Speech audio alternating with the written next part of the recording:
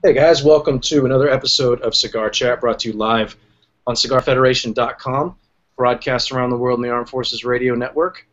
Thank you for tuning in wherever you are out there in the world today. Robbie Raz here with you from Cigar Federation as always. Thanks for tuning in to another episode. Appreciate that. Spending some time with us. Hope everything is going well for you guys this week. You're somewhere safe and dry. I'm out here in not so sunny California where we're finally getting some rain. Logan is on location, so John is sitting in and keeping it classy. John, thanks for taking the time to fill in for Logan. You know, the great thing about having a Canadian on the show is that you don't have to worry about the After Dark segment because I keep it classy during the show, and sometimes I keep it classy in the After Dark segment. But Absolutely. I am getting my stout on. It is a lovely 51 freedom degrees here right now in Canada. I know I'm dressed like a bit of a Nancy, so feel free to take your digs at me. I've got my beanie, I've got my warm jacket. I'm not going to make it in the armed forces because I'm a Nancy, but I'm comfortable, I'm happy, and I'm happy to be on Cigar Chat. It's nice. Awesome. And you're not drinking a stout, dude. It's a porter. Yeah, it drives me crazy because they say like it's a porter. It's an imperial porter. It's an imperial porter at 10%. And if this was sharing our pairings, we'd go on for about 15 minutes. Ballast Point, I love you, but an imperial porter is the very definition of a stout. Stop mixing terminology. That's all I gotta say. Well, we'll get somebody from Ballast Point to come on and tell you that you're wrong. I myself am enjoying a little breakfast stout from Founders. Very happy that Founders is now available in California, but we are not here to talk about beer, even though if you are familiar with our Sharing Our Pairing show, that is basically all that John and I do on that show. Today we're going to talk about cigars. We've got, this is the first time we've had these guys on. Willie and Carlos from La Hoja Cigars are joining us all the way from sunny New Jersey. Thanks for taking the time, fellas. Appreciate it. Said no one ever. Well, isn't it? No, the Always Sunny in Philadelphia. Always Sunny in Philadelphia is Philadelphia. not the same thing. I've never watched that. Never been a big Danny DeVito fan myself. Me neither. Yeah, I don't know. I liked him in that one episode of Friends when he played the old stripper. I always thought that was kind of funny. But other than that, not a big Danny DeVito guy. It was good. Again, not what we're here to talk about. Fellas, thanks for taking the time to hang out with us. I mean, you guys are in your new location, which we'll talk about here in a little bit. But give us some background on La Hoja. Like I was saying this before we went live, that I see you guys on Instagram, social media, everywhere, and had some members of Cigar Federation were posting that in the chat room earlier before we went live on the show, saying I see La Hoja a lot, but I'm not that familiar with what they have to offer. So give us some of the background on the company as a whole and you guys, and let us know what we're missing. Gentlemen, thanks for having us. Appreciate the opportunity.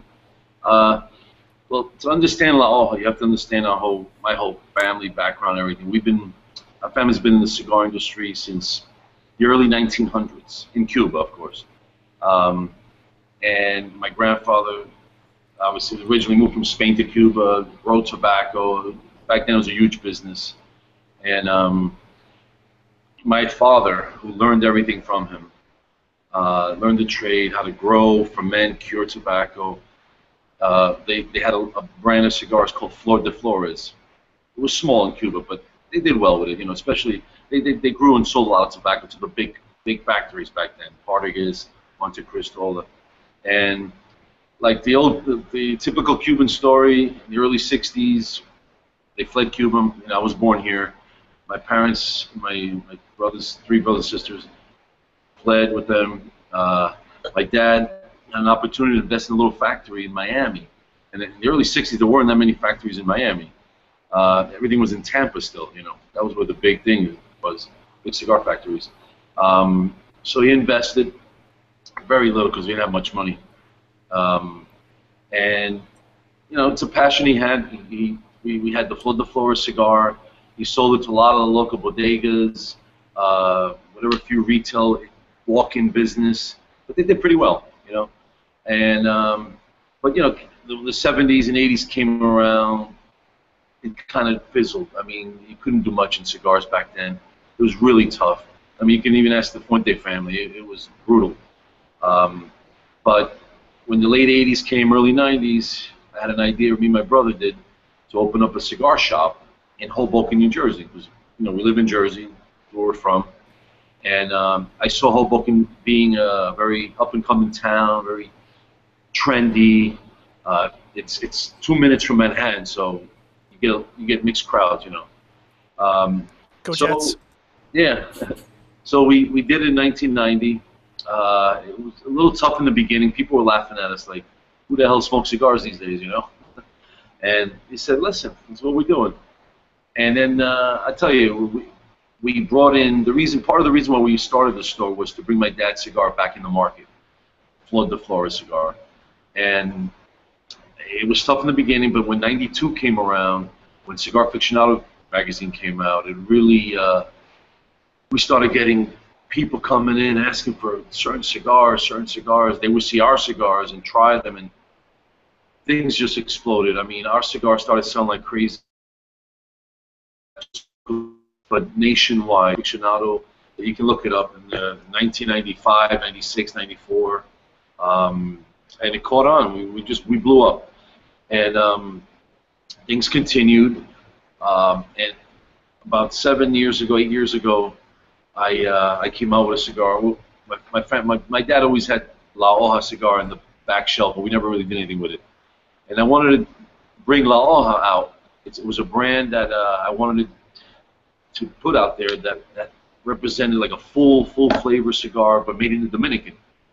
For years we did everything in Miami, so we started it with, like I said before, the Clásica, which is the first line, which was it's an Ecuadorian Corojo wrapper, very full body, and it comes in the 4 sizes, and everything is established like I put in all our bands. We have 1962 on it, represent the year we came from Cuba, and our sizes are 1962. Being a Robusto, Bellicoso, so forth, and all 3 of our lines mirror each other in sizes. We have a Maduro line, which we love, which is a medium to full. The Clásica is very full. The new line we added a few months ago is the Edición Crema, which is a milder line, but still has that. You ever had a Cohiba Siglo VI? You'll know what I'm talking about. That medium body, creamy, sweet, doesn't quit on you, And we also have another line that I love. It's actually one size. It's the Reserva size. It's a Reserva line. Comes in one size. It's a box of 12 in a white box. Beautiful presentation. Sounds like we might have locked up there. Yeah, I was. Yeah, I think they did.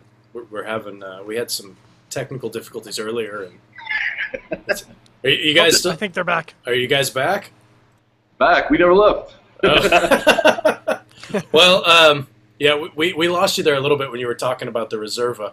I think the last thing that we heard was it a 12-count box.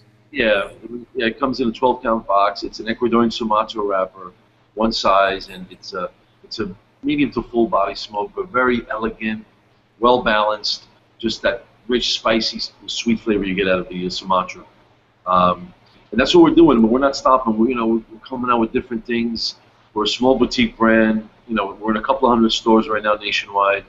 I love the direction we're going. Our style is always go slow, be creative. You got to be a little different in this industry. There's so many Nicaraguan cigars out there that start to taste the same after a while. San Andreas wrapper, Nicaraguan filler, San Andreas wrapper, and there may be good cigars, but that's why I believe you have to be a little more creative in this industry. And I have a big background in this for a lot of years, and we have a lot of good support from big people in this industry that know us forever. George Padron, Carlito Fuente, people like that. Rocky Patel. Rocky, I love Rocky. Me and Rocky pretty much started together in the 90s. I knew him when he was a lawyer. He would come to me for advice on stuff when he bought in with Indian Cigar with Phil Zangi. We helped each other. We did shows together. We traveled everywhere. And the basic thing is, La Hoja is a company that prides itself in quality, and we want to represent. every type of, cigar that we can to please everybody. The mild, the strong, the medium, the light, a little bit of everything. Yeah, I mean, it sounds like when you're talking about the different lines that you've got, that you guys are hitting all those different places on the palate, hitting the full strength, and then the more on the mild to medium side with that crema. That crema sounds like something I would really enjoy. I do like Love it. I do like a creamy profile in a cigar. Where are your cigars being made? Is that information you can share with us? Oh yeah, of course. It's made in Canada. Only the finest brands made up in frozen North Canada. We partnered up with a factory called DBL Factory in Santiago, Dominican Republic. Okay. DBL Factory has also an interesting story.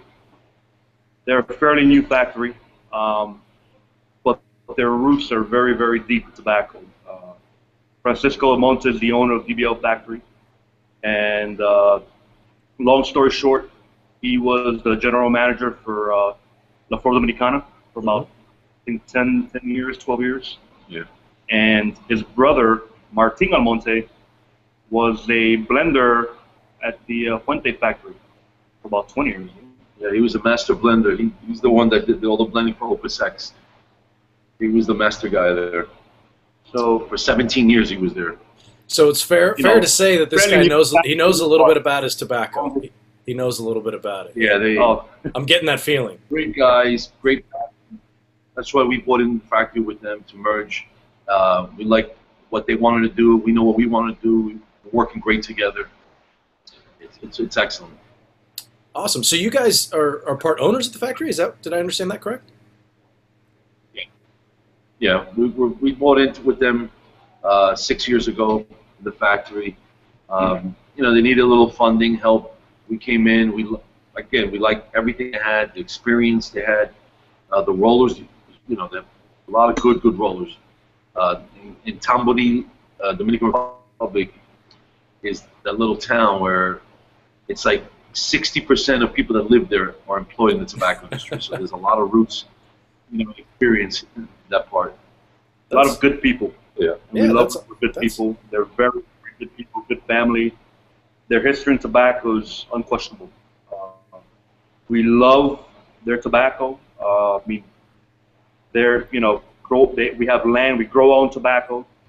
Obviously, we also have to buy tobacco. We can't grow everything, but we're very happy with what's coming up. Our blends are beyond what we expected at first, and we're very happy. That's awesome. I had no idea that. I mean, you guys, you've got your core blends that you're working on, and some other things that you guys keep hinting at that we're going to get to. That's when the hard hitting journalism comes. Is a little bit later when we start pushing you for all the stuff that's coming out. And, Robbie's just warming you up, and he's going to hit you with those questions when you least expect it. Yeah, no, that all comes from John. He's very polite until he needs to start getting some answers to some questions. So you guys, and you're part owners of the factory. You're growing your own tobacco. That's pretty awesome. I had no idea that you guys were that deep in it. Yeah, you have to. When you do this, you have to grow. All of it doesn't have. You don't have to grow everything because there's some growers on there that just have. They're known for their wrappers, or they're known for a certain filler, and you want to use them, But you always grow your own because you can't always depend on, unless you buy enough tobacco for the next 5 years, which is hard to do, monetarily and other reasons. Yeah. But you got to do it. We have something now that's, I can't even say what it is. It is so incredible. We grew it. Everything was picked last year. It's been sitting in the pilons, aging. It is the cream of the crop of tobacco. It will rival when Cuban tobacco was at its best in the 60s. It will rival that. I can't tell you yet what it's going to be, but it's some type of hybrid thing that we did. And it'll be out probably in a year. You'll start hearing about the cigar. Really? All right. So we got to mark that down on the calendar because breaking news. Yeah, we can go back and say, we were the first ones who knew about that. Sick. It was indirect, but we knew about it. That's awesome. That's awesome. It was just 3 of the leaves blended with something else just to see how it's maturing. It's insane now. it's not even ready. It must be killing you, Willie, not to talk about it, because it sounds like you're pretty excited. Yeah, you know, it's like finding a new baby. It's like, you know, you gotta. It's a rare thing. It's a rare tobacco. I can't tell you what it is yet, but someday you'll find out soon. Don't worry. It's a seed, special seed. It's so funny. You're watching him, and like when Willie was talking earlier, he's you know very composed and he's telling his story. And then now he's getting kind of jittery. He's talking about this new stuff. Yeah. No, that's exciting. That's awesome. So I know, John, you said you did a bunch of some research and you had some questions, so you can chime in whenever you like. We've got a bunch of audience questions here, so we can start going down that remind road. our audience that they're listening to Cigar Chat, broadcast on CigarFederation.com and on the Armed Forces Radio Network, heard around the world. Hope you guys are out there staying safe, staying warm, staying dry, as we sit here like a couple of guys drinking, smoking. Thanks very much for keeping us safe. I'm gonna hit up because Carlos. There's a bunch of people in the audience. They're like, you know, Carlos sitting on the couch there seems really imposing. And I was like, listen, you know, you got to have respect for this guy because Carlos, you served in the Marine Corps, didn't you? I served in the Marine Corps for 9 years, from '97 to 2006. So they better be careful because you might know a thing or two about a thing or two. I've forgotten a thing or two too, but never forget my experience in the military. Loved every second of it. That's awesome. That's awesome. Just one other thing before we move on. This next segment's brought to you by Drew Estate Cigars. You guys are familiar with Drew Estate, but they had some news, and they were in the news a little bit today. John, you want to tell everybody about what happened with Drew Estate today? That's right. Drew Estate, makers of fine brands such as Acid, Herrera Esteli, Herrera Norteño, Nica Rustica, Liga Bravada, Undercrown, Kentucky Fire Cured, and many more, just recently announced that they have entered into a distribution partnership with Debonair House and Indian Motorcycle Cigars. Phil Zangi, longtime friend of Jonathan Drew. Pretty much a natural partnership, if you ask me. Those guys go back a lot of years. Yeah, absolutely. So next segment's brought to you by Drew Estate. So I'm going to jump in with some of these audience questions here. I'm going to kind of scan through them because I feel like we covered some of this stuff already. Let's see. There was a question in here about a. So okay, I'm going to paraphrase a question here. This one's from Dave. So of the line that you guys are producing, the La Hoja line. I need each of you to answer this question. Which one is your favorite of that line and why? And yes, I'm asking you to pick which is your favorite child. I know that, but you have to answer it. There's no getting around it. Well, speaking for myself, it's the classic.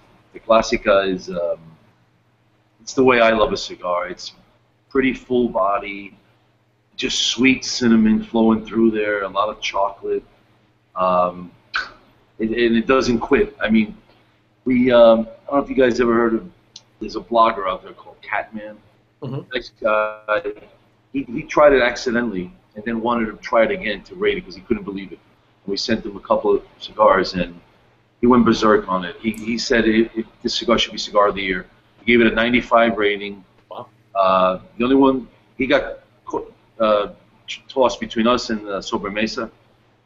He gave Sobremesa #1, us #2 for the year. And he says they could have went either way.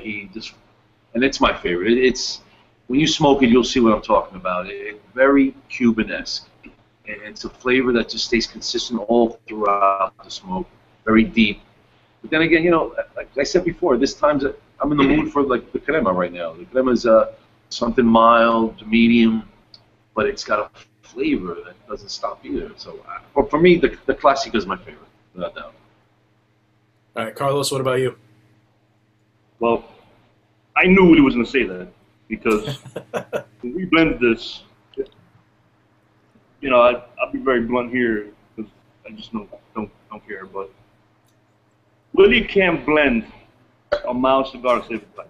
Okay? He came out of the room with a cigar in his mouth. So when he was blending and we were at the factory blending, I'm like, Willie, this might be a little too strong for the market.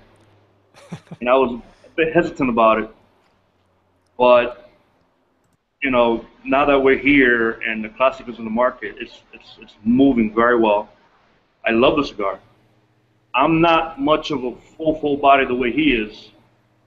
I'm more of a mild, medium. in the morning, medium plus, dinner time.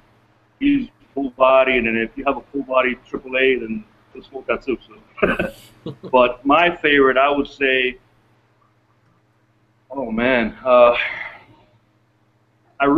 Maduro we blended with the Classica in the beginning, and his favorite was the Classica. My favorite pretty much is the Maduro, San Andres wrapper. I've always been a big fan of San Andres wrapper, and we really wanted to do something special with that because sometimes when I do smoke a particular San Andres wrapper, it tends to dry my mouth a little bit. So I was very interested to seeing how I can blend something with that won't dry my mouth as much. And when we finished our blend, it was just amazing. It doesn't dry your mouth at all, and it's a medium plus, but it's full flavored, and that's what I really was looking for in a cigar. And I would say the Maduro is pretty much my favorite. And then later on, about 8 months, a year later, we started blending the Crema. This cigar, man, it's just, you could smoke this cigar all day. This we can see it right. This thing is for everybody. It is, like I said before, it'll remind you of a Cohiba Siglo 6 with half the price, The blend and it's real. Yeah. It's real. No expensive airfare to fly to Cuba to get it. Watch out for those glass top boxes. Very creamy, sweet, and elegant. It burns beautiful. It's an Ecuadorian Habano wrapper, which helps burn, combust beautifully. Fantastic, though. Okay, so I think you guys picked all of them for your favorites. So you answered the question, but I don't know. You kind of picked every one of them. So that's no, that's yeah. Don't get me wrong. After a steak dinner, I'm having a Reserva Limitada. That's like my espresso right there. Reserva is unbelievable. It's very deep flavor. So when it comes to blending, I mean, you guys. I mean, I get the feeling you guys are down there and you're doing all this blending. This is you guys hands on, right? Yeah, absolutely. I don't trust anybody in my kitchen, brother. Oh yeah. I love it. That's a good answer. I don't trust anybody in my kitchen. No, and it's funny. We talk about when you say trust, and the factory that you're working with. I mean, you guys, we have a lot of guests. We've been doing this show for a while, and we hear all kinds of different things. It's great when you can find somebody that works in a factory that you can trust because you can't be down at the factory all the time. You need to know that somebody that you're working with. I mean, you guys kind of just said, screw it, and we're going to buy the factory. Or buy into the factory. So I mean, you're not just another guy who's making a cigar, and not to say that the factory you're working at would treat anybody any differently, or that any of them do. But when you take that step, and it is like you said, it's your kitchen. You put it into a totally different ball game there. That's cool. A lot of it is like a chef. It's your recipe. You got to make sure it's consistent. You got to make sure you got to be on top of it. And we found that the best way was investing with them. Now you have a different type of interest. You're not just the guy that says, "Hey, I need 400 cigars. Can you ship it next month?" All right, and then just wait for it. You got to know what you're getting. You got to know what you're buying. You got to know everything, the blending, everything about it. And we've been very consistent with our stuff. Again, if we produce 250,000 cigars, that's what we want to be, which is great, which is plenty. And we'll move them. We'll solve them. And if there's a demand for more, if we can increase production with the same quality, we will do it. If we can, we're on. You're locked up a little bit there. For sure. It really is more. Yeah, absolutely. And it's it's funny. Everybody watching this show, listening to this show, has either thought of or wants to do exactly what you guys are doing. They want to go take a trip down to Nicaragua or to the Dominican and walk into a factory and start making cigars. And there's so many different things, just that you've mentioned in the first few minutes of the show, that the average guy who wants to do that doesn't think about. You don't realize how much goes into it, and it's to hear the way that you guys are approaching it is. It's refreshing. It's a little bit different than some of the answers we've heard from some of the other folks we've had on the show. So it's I like the way you guys are doing business. Part of the reason it's really working out for us because not only are we on the wholesale side, Willie's been on the retail side for a very long time, and you pretty much smoked everything on the market. Yeah. And No, that's where we go back to, you know what, let's do something different, man. You know what I mean? Because a lot of guys that start up their own company, and believe me, God bless them and all the best of them. It's just sometimes they go too fast.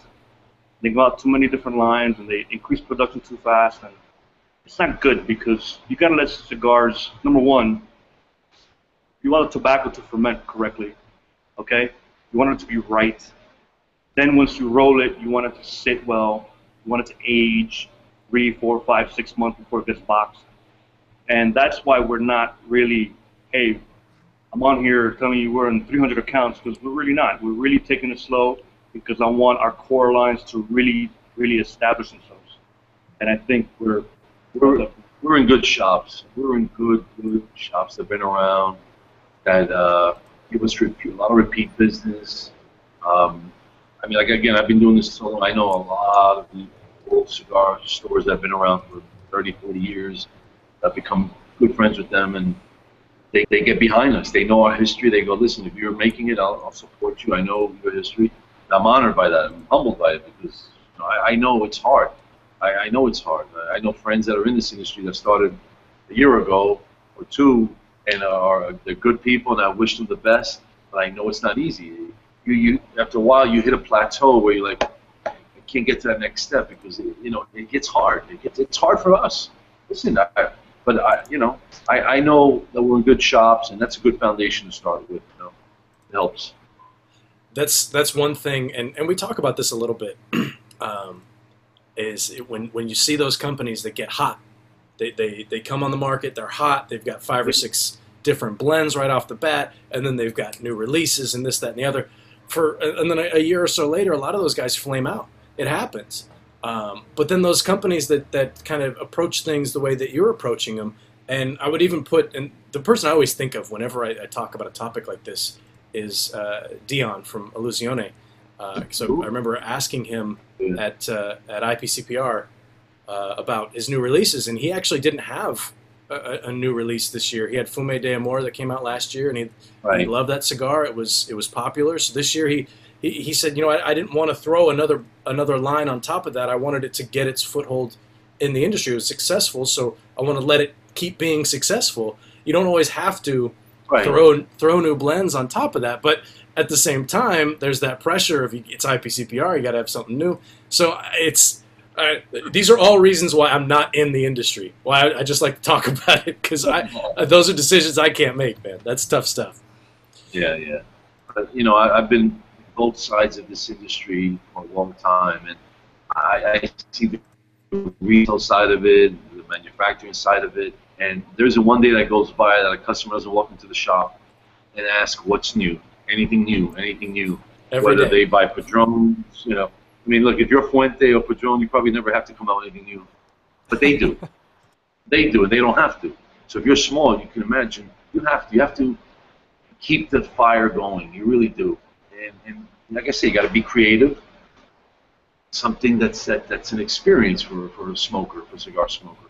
Not the typical, all right, it's nice, but, they're not going to buy it again and again because it reminds them of so much other things, But yeah, it's tough like that. It really is. It's tough. Got to be creative, but you got to stay steady. You got to stay focused, steady, and go slow. That's for sure. Yeah, absolutely. Guys, you're listening to Cigar Chat, brought to you live on CigarFederation.com, broadcast around the world in the Armed Forces Radio Network. Thanks for tuning in. We're here with Willie and Carlos of La Hoja Cigars. This next segment, John, is brought to us by... This next segment is brought to you by Drew Estate. Experience the rebirth of cigars today, recently announcing the distribution partnership with Debonair House and Indian Motorcycle Cigars. You're really good at that. You sound so professional. I to be honest, I was kind of practicing my radio voice today, and I was like, because I listened to Logan, and he was like, Drew Estate, good, and I was like, that's not really what the audience wants to hear, and I don't think that's what our sponsors want to hear either. So, but at the same time, if they don't give us copy, then they're on their own. That's true. Yeah. So okay, John, I know you got some questions. Jump in. I'm going to hop in. So, Willie, of course, you've got a lot of experience in the retail end of things, and we've got some audience questions about a subject that, we don't talk a lot about cigar pricing necessarily when we do cigar reviews, but it's extremely relevant when, especially you're in the New York, New Jersey market. Taxes are a big deal. So, can you guys talk a little bit about your price points and the decisions around those price points? Our the price points in the cigar, we're not an inexpensive cigar. We're medium to a little high, being the fact that we use a lot of the Piloto Cubano in our cigars, which is the most expensive tobacco you can buy in the industry. It's a short plant and it doesn't grow tall, so doesn't yield a lot of tobacco. So the price gets driven.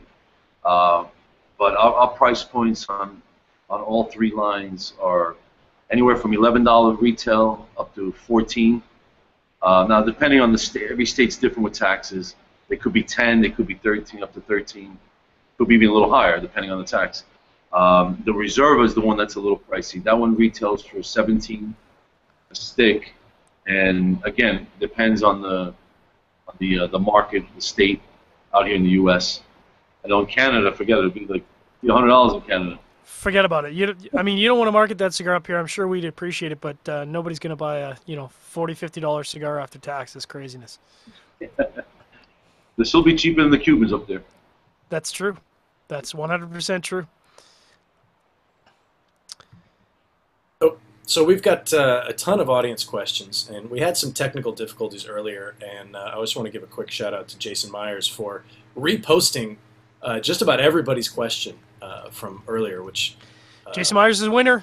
Yeah, Jason, you're definitely a winner, and he brought up the whole reason. He was a winner before the show even started, because he was the one who said, I see La Hoja everywhere, but he didn't know much about it, and that's exactly why I wanted him on the show. So he had a question here, and I was scrolling up and down like a true professional. I lost it. And this one, okay, so this is posted by Jason Myers, but it's actually a question from Harley Holmes. And he wants to know about the rebranding. You guys had to rebrand everything, I think it was 2014, if memory serves, or maybe it was 2015.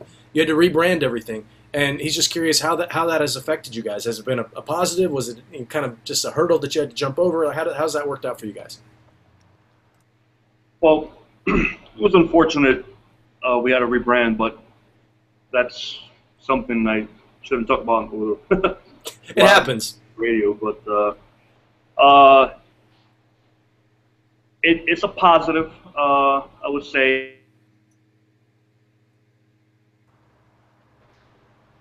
La Hoja, the company's was always La Hoja Cigar Company. Mm-hmm.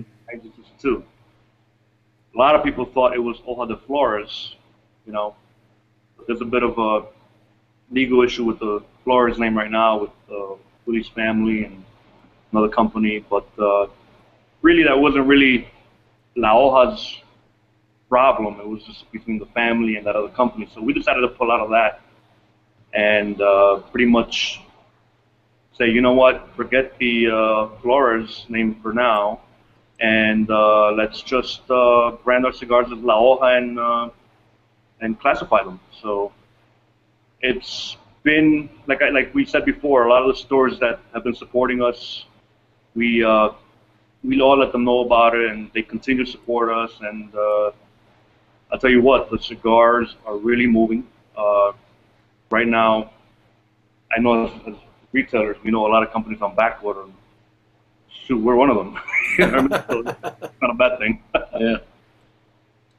But I mean, like they say, no press is bad press, right? So, in a way, I mean, yeah, you guys have to do something like that and go through a rebrand, and you're paying graphic designers, you're making new bands, you're making new boxes, and that's a pain in the butt.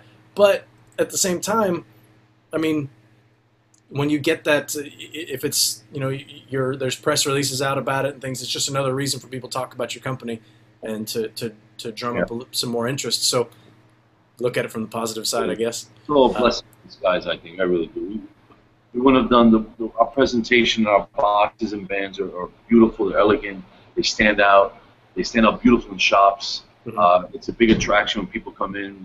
I think it's all a blessing anyway, because the Hoja name is still there. It's always been La Hoja, and it's And you know what? In a few months, in a year or two, people aren't even going to remember the other one. Oh, absolutely. And you know, it was just that's one of those questions. It was an audience question, so we brought it up. But and the presentation, I'm glad you touched on that because the main way that I'm familiar with La Hoja is seeing you guys on Instagram, and I mean Instagram is all photo based. So the presentation is fantastic. I mean, it looks and I'm a visual guy. I'm a graphic designer by trade. I mean, that's how I pay my bills, not by doing radio shows about cigars. And by the way, anybody wants to sponsor our show, shoot me an email at rob@cigarfederation.com. Sponsorship for a Cigar Federation Cigar Chat is up for grabs. So we'll be happy to talk about your product. But get back to the topic. When I seeing a cigar like that, I walk into a shop, and I hate to admit it, but I'm the guy who comes in and asks what's new. Yeah. And most of the time I already know what's new, but I'm just curious to see how the tobacconist is because like you mentioned earlier, you're in good shops. There's a difference between just being on shelves and being on good shelves. And we've talked about that a little bit too. I mean, a good tobacconist is tough to come by. Somebody that's going to listen to the customer and say, hey, you like this, we can point you in the right direction. Talking a little bit about Instagram there, Robbie. We have an audience question here from Marty Messina. Thanks, Jason, for reposting it. And Marty says, of course, we talked about this in the show, that you guys are all over social media. You're active on Twitter, you're active on Facebook, you're active on Instagram.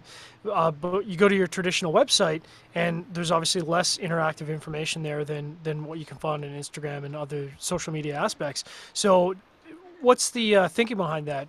Do you guys find that the social media is far more of a successful interactive thing for you, or like what's the thinking behind that? Well, our website is going to be launched here pretty soon, in about a month or so. It's been offline since the rebrand.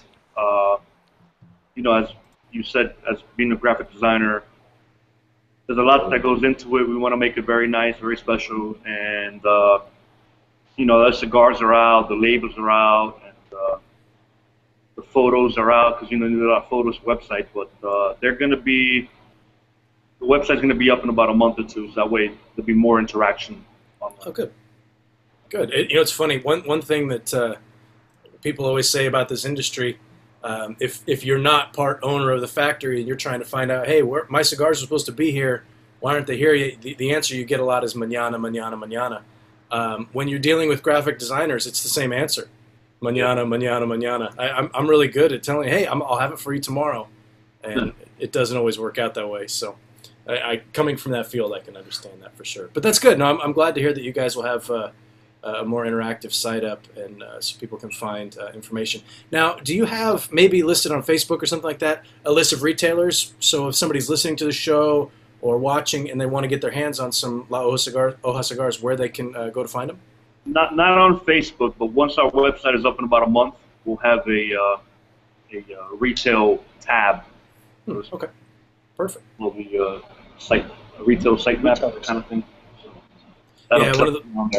one of those maps where you can tell me within 50 miles where I can go, or 100 miles. A lot of times I have to scan out especially for cigars. I'm out here in California. We talked about taxes earlier.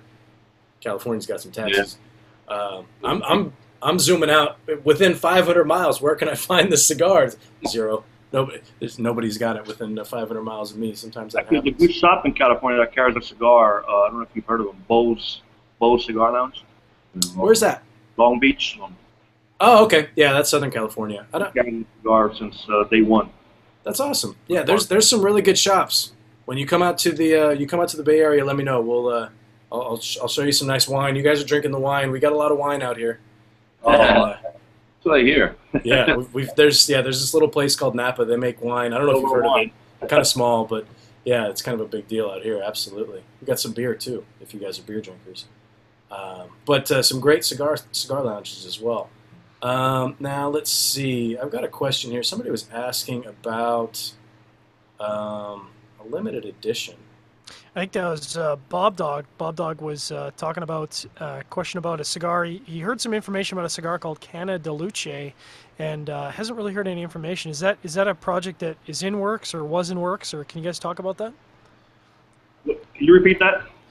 Yeah, so Bob Dog, and perhaps I have the pronunciation wrong, but he said he heard that you guys were working on a cigar called Canna de Luce, and and he hasn't heard any other. Maybe we got some bad information there. Yeah, I don't think that's us. No. All right, Bob Dog, do your homework, brother. That's you got the wrong cigar company, brother. Okay. So, well, it was actually Bob Dog who was asking about a limited edition, and so I'm curious. I mean, you've got the Reserva, which just sounds like it's more of a limited production as opposed to a limited edition. Do you guys have some limited editions on the way? Because everybody wants that nowadays, right? We, like we mentioned earlier, we are working on the hybrid. So the hybrid will most likely be our next line. And we have some special tobacco for some crops that we're stashing away for now.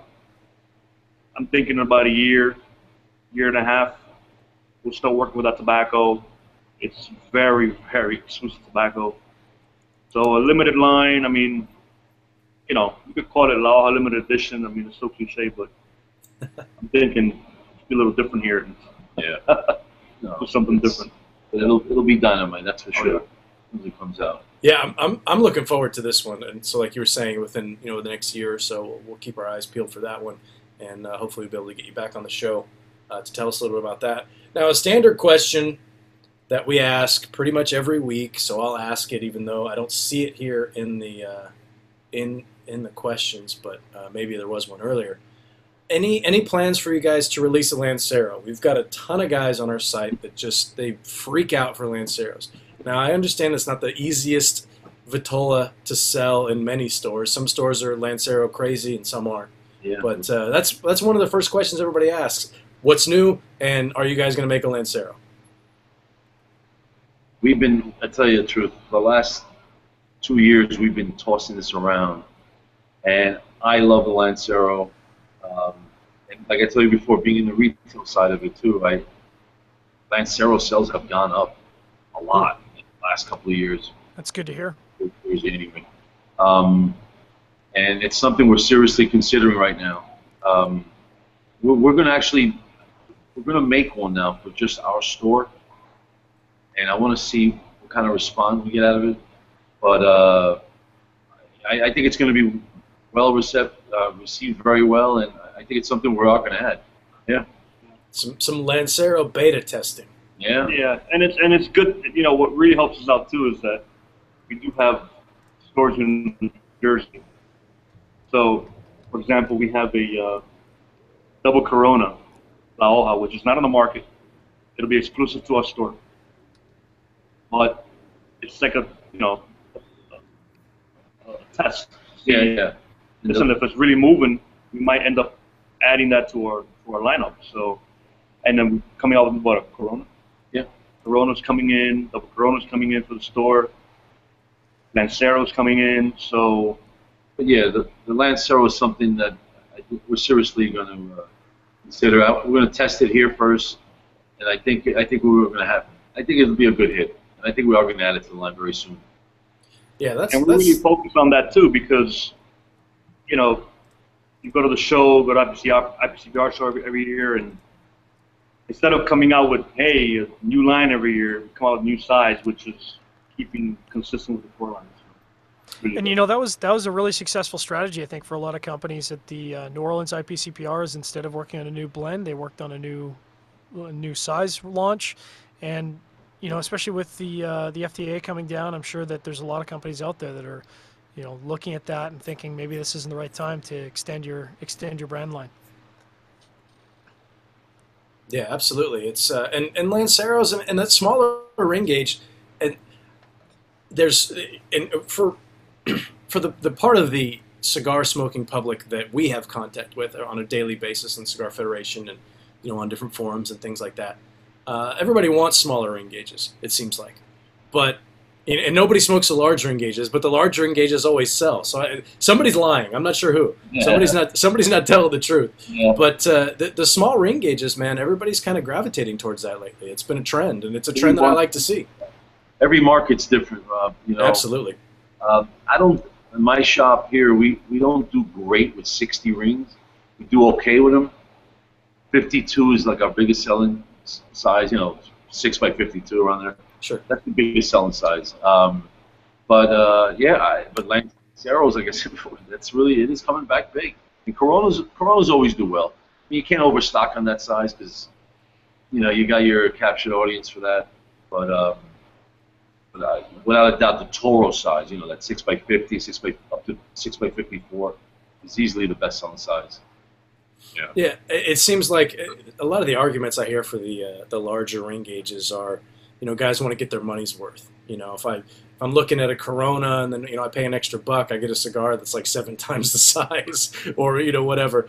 But that Toro falls right in the middle where you're still getting, you're not overpacked with filler. You're still getting a pretty good representation of that blend, but you're smoking it for almost 2 hours. If you're smoking right, depending on who you ask. But yeah, I saw it. That makes a lot of sense. John, how much time we got left? We got about 11 minutes left in our Armed Forces Radio Network segment. All right, so just want to wrap up. Let's see. We've got a question here from Jay Reiniger. He wants to ask, and you guys are pairing the crema with some red wine. I don't know what. I didn't ask what kind of wine you were drinking, but I know it was red. What do you have any pairings that you suggest with your different blends? Yeah, absolutely. With the classic, without a doubt, I would do a nice single malt. I love Balvenie. Mm-hmm. Balvenie 15-year-old without Classica it's like peanut butter and jelly, Oof. Goes great. Right now we're having a glass of the Dominus wine. Dominus is unbelievable. Mm-hmm.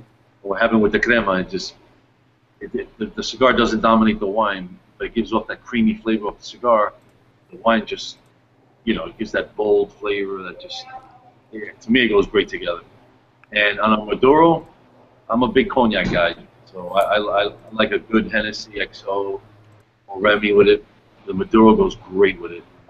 It's got that sweet spice in the Maduro. With the cognac, cognac could be smooth and elegant and creamy. Of course, it can be bold also, but absolutely, it goes great. That's the way I love it, without a doubt. They go great together. It's not just the Hennessy XO, John. We got to get into the XO, man. That's where I feel like if we're going to get into the XO, I think Hennessy's got to sponsor us. I'm totally fine. We haven't done a cognac show on sharing our pairings, and that sounds like maybe we need to try the Parody. Yeah. Won't go wrong. Parody. The which one now? I didn't hear you. What was it? The Hennessy Parodies. Parodies. Now, okay. So now I don't know if you're telling me that that's something that I could just run out and grab, or if it's like a $7,000 bottle. I'm not sure which way we're going here. Not cheap. That's like an $800 bottle, no doubt. I can tell. See, Carlos, man, I can tell by that look on your face. You were trying to get squirrely on us there. Now, John and I did an event with another cigar company at IPCPR, and they were pouring. What was the Hennessy that they were pouring there? Do you remember, John? It was phenomenal. That was a phenomenal. I feel like that was a. It was an anniversary blend or something to that effect. Blend, yeah. I'd have to look back and see what it was, but I've never really been a big cognac guy. I love spirits. I love mixing cocktails. My wife and I. One thing that we like to do if we have like a Friday night, we're not doing anything. We've got this huge cocktail book, and we'll just open up to a page and pick 2 or 3 different things and just make a bunch of different stuff and just have fun with it. But cognac is something I haven't really gotten into yet. It seems like there's that base level, the Remy Martin, the Hennessy, but to get to that point where it's the good stuff, you're making a pretty sizable financial commitment there now. So the great thing about social media, sorry to cut you off there, guys. The great thing about social media, Robbie, is that you posted a picture from the event, and it was the Hennessy 250th anniversary. Mm. Oh yeah, that stuff was no joke, man. Yeah. Yeah, we sponsored an event for Hennessy not too long ago. Yeah, a few months ago. And they were pouring the 250. It was phenomenal. Yeah, great. We were pairing it with our cigars. They did a big outdoor event out here on September. I think it was. It was beautiful, and oh my God, you're right. That cognac was beyond sick. That's next level stuff, man. That's when you're cracking open a bottle of that, you're doing something right, because. That's I don't know how much that costs a bottle, but I imagine it's up there. It's not easy to find, and when you do find it, it's not easy to buy. All right. So okay, so when we go with the crema, okay, so John, it sounds like they planned out some sharing our pairing episodes for us. Yeah, it sounds like that's definitely going to happen. So, you know, Hennessy, make sure to give us a call and hook us up with some 250th. We'd really appreciate Absolutely, that. yeah, some sample bottles. That's right. Email Rob at cigarfederation.com. We've got a really good question here, and I think this question gets asked a lot, but it's a good question. Ryan Brown wants to know, you know, if you guys were to suggest to someone who hasn't experienced your brand a good starting point, what do you think is the best starting point for a cigar smoker to experience your brand? In my opinion, like the crema line, the robusto size, that's the number one. It's a great way to start.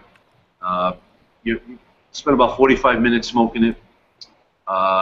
It's not too fat, not too small either, and it's perfectly balanced. It's a mild to medium smoke, and with that cigar, you'll be able to gauge the rest of our line in that blend, the crema. And it's beautiful. It's very enjoyable. It smokes just beautiful the whole way, without a doubt. Every time you talk about the parallels between that and the Siglo 6, Willie, I got to tell you, I get pretty excited to try out that cigar because, you know, not having to spend $1,000 in airfare to experience that cigar is a good time for me. Excellent. So, Rob, as we wrap it up, do we have any more audience questions here? I think we. Let's see. We got a few minutes here. Let me see. Let me see what we got. We've addressed most of these. So, just real quick, guys, let everybody know, you know, where they can find you. We talked about we see you guys on social media a lot. Let everybody know where they can find you: Facebook, Instagram, and all that stuff. Everything's pretty uniformed, and so at La Hoja Cigars with an S. Well, Okay, Facebook, so it's Twitter, La Hoja Cigars, Instagram, La Hoja Cigars. all right. And so for all the gringos out there, that's La Hoja. That's LAHOJA. So there's that H in there. Sometimes different vowels, different Yeah. consonants. Yeah. Very confusing for us pasty white guys. Yeah, John was saying, what's this Hoja? What is that about? I don't know. Yeah, John what's this did- Hoja? Yeah. I don't. I think we It's in Spanish, it's backwards. The H is silent, and the J sounds like an H. Right. I know. yeah, It means leaf in Spanish. The leaf. okay. Yeah. So for the most part, I think most of the guys get it. But you know, I think I've learned after doing this for a few years, I don't take anything for granted as far as letting people know, because I want to make sure if people are listening, they're interested in your product, they can find you guys, and I want to make sure that it's not that they're not finding you because they're spelling it wrong. So let's see, John, are we right up against it? We're coming down to the end of our Armed Forces Radio Network segment here, but you know, I think, yeah, we're coming right up. I'm looking at the audience questions here, and a lot of this We're in already that asked. awkward spot where we can't start a whole new topic. But no, I am excited. Like we haven't I haven't smoked the cigars yet. I know John hasn't smoked them yet. I know we're definitely excited to try the blends.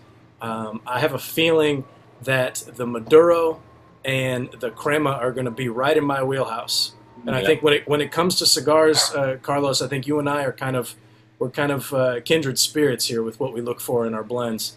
But with that, with some of the other blends, the stronger, more fuller profile, Logan's going to enjoy those. So, looking forward to that. We'll have some reviews posted in the future.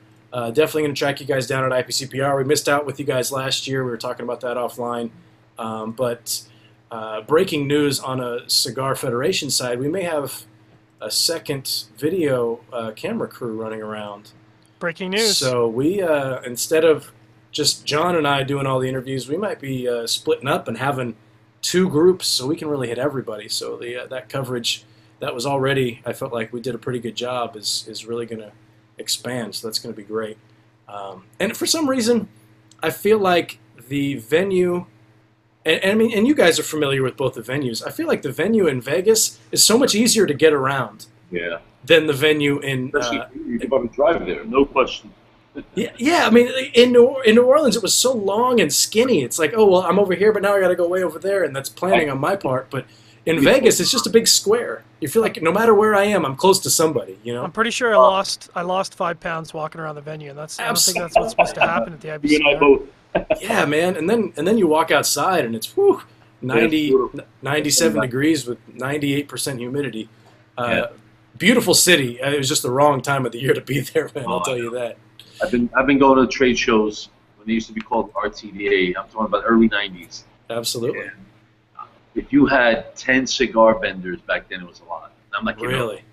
I remember Padron wasn't even going. It was just Fuente.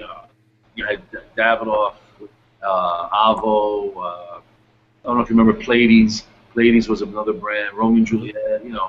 Consolidated cigars. I mean, it was very small event, but it was the best event we had.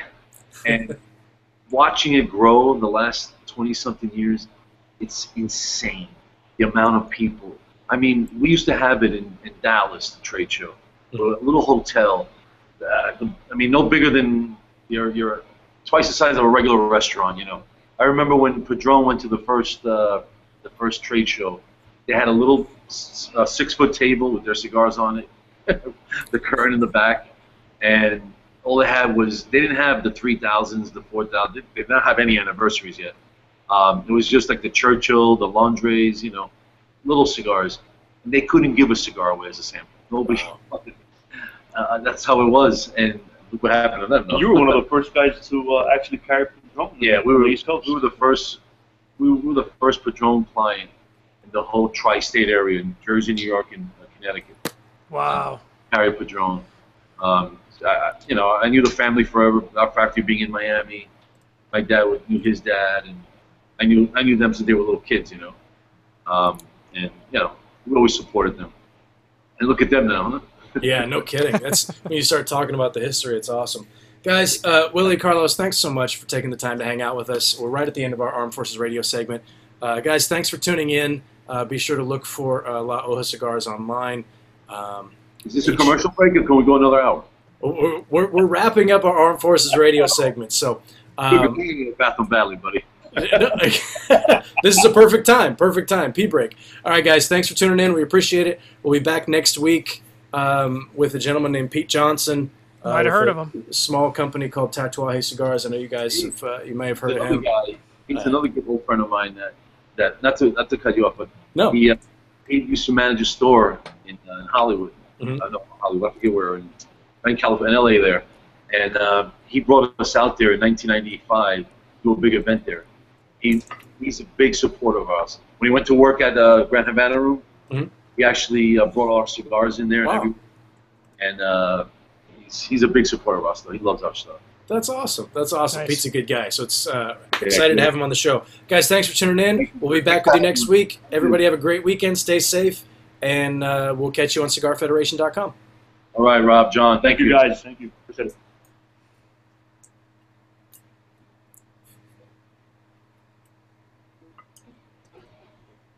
All right, so we're done with the Armed Forces Radio segment.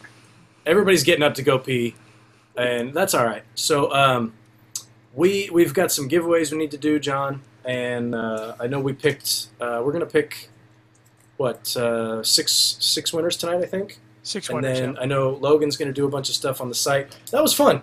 That's good.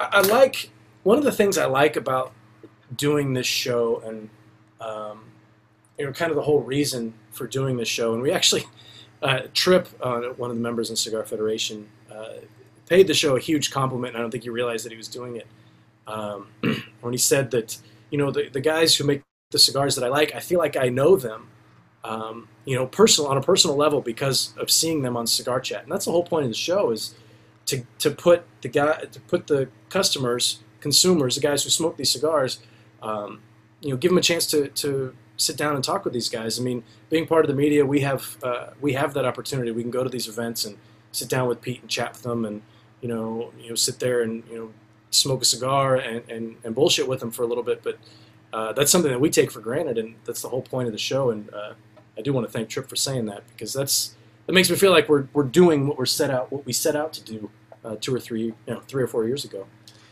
But Yeah, no, I agree with you. I think a lot of times we take for granted that we can go to the IPCPR and have a one-on-one conversation.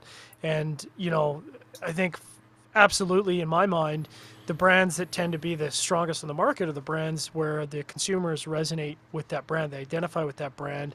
They have a personal connection with that brand. I think one of the nice things about having these guys on Cigar Chat is to give them a little bit of background about, who these people are.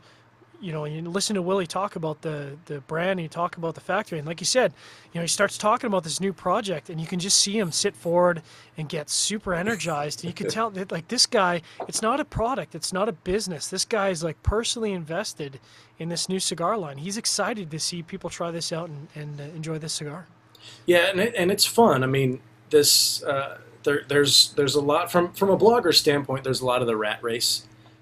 Tracing down the news and, want to get the first reviews and all that. And that's not really what we're about on Cigar Federation. I mean, we really just kind of want to celebrate cigars. I know that sounds kind of lame, but that's basically our goal, is just talk about this product that we all enjoy. But to sit down and talk with somebody who's excited about it, as, the guys who check in on Cigar Federation every day, it's refreshing. I mean, I know it is a business, and everybody wants to make money. It's not the business to get in for a quick buck, I can tell you that. No. But and you've said on previous cigar chats, I mean, these guys aren't in the industry because they want to get rich. Nobody is in the cigar industry because they want to get rich. These guys are in the industry because they love tobacco. They have a history of tobacco with their family. The product just resonates with them on a personal level. And I think a lot of people don't necessarily understand that. Like, when Willie talks about this project that's coming out, I mean, it might be in 9 months or a year and a half that he's invested of his life, of his emotions, of his energy into this project. So, yeah, there's a business aspect, but there's definitely a personal aspect where personally he wants to see this succeed, because it's a validation of all the effort that he's put into for the last however many years or months. Absolutely, and it's a craft industry. You could say that about beer. You could say it about wine. You could craft spirits, all that stuff. That term craft gets overused a little bit, but at its core meaning, that's really what this industry is. So let's pick some winners and get out of here. I know we picked Jason Myers. Jason Myers, you're a big winner. Email Rob at cigarfederation.com. We know your birth date, but you got to send it anyway. Send your birth date and mailing address to Rob at cigarfederation.com, or you're not going to win squat, buddy. Sorry. And the only other winner that I can remember off the top of my head was Dave M. We asked his question first off. I felt like my Lancero question was really good, but I can't win. So who else? That's 2. Did you pick some? I did. Unlike Logan, and Logan, yes, I am throwing you under the bus, so suck it. I've got some other winners. Marty Messina, you're a big winner. I appreciated your question about asking pricing. That's not a question we get necessarily on the show, and I know it puts our guests a little bit under the thumb, but it's an important question. I mean, at the end of the day, people are going in, they want to know how much these cigars are going to cost. We don't want to set expectations, but we do want to know how much it costs. So, Marty, you're a big winner. Email your information to rob at cigarfederation.com. Again, send your birth date. I don't care if you're 65 years old. If you don't send your birth date, you're not a winner. Another big winner is Swede Lindstrom. I don't feel like Swede asks good questions week over week, and Swede doesn't get a lot of love. So, Swede, you're a big winner. Make sure to email Rob at cigarfederation.com. And Ryan Brown. Rob, have you ever seen Ryan win anything on Cigar Chat before? I think so. I feel like Ryan has won in the past. I may be confusing his name because, frankly, we do a lot of shows. That's true. We do 1 or 2 shows. and I can usually tell when it's a new name.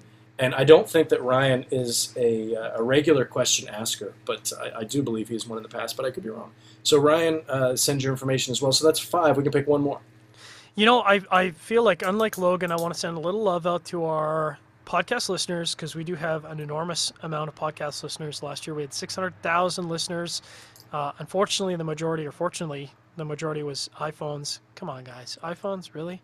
But I want some of our podcast listeners to email to rob at cigarfederation.com. It's going to be first come, first win.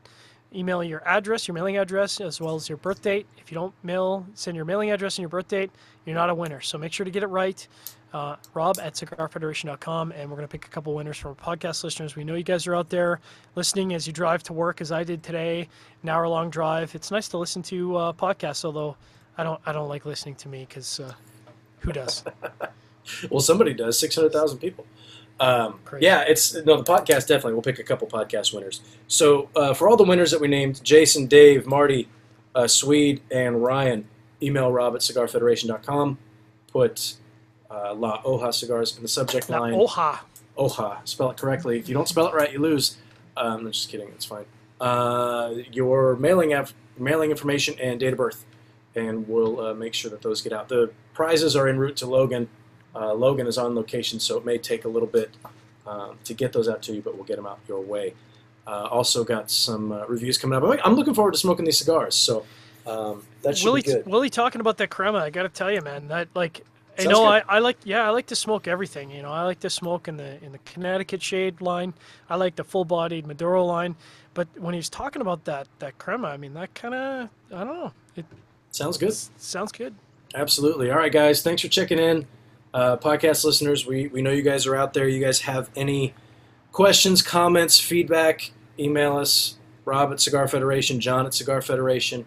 If you're downloading us on iTunes, please go ahead and give us a rating and a comment there. We'd appreciate that. I think we've got a 5-star rating, but I think we've like 58, 59 ratings. So, jump in and post a vote and let us know what you think. Give us some feedback, critical or otherwise. Any way we can make the show better, we appreciate it. And we'll be back next week with Pete Johnson, which is going to be exciting. First time we've had Pete on the show. We're going to try and break the internet. Yeah, hopefully I know it was somewhat tentative as far as his schedule with traveling because Pete's all over the place. Hopefully it works out still. If not, Logan and I will just talk for an hour about how awesome we are. That'll be exciting. We'll talk about tater tots and things of that nature. So, guys, appreciate it. Find us on cigarfederation.com. We'll be back with you next week. Everybody have a great weekend. Stay safe. And tell us what you're smoking on cigarfederation.com. Download the app. Download the app.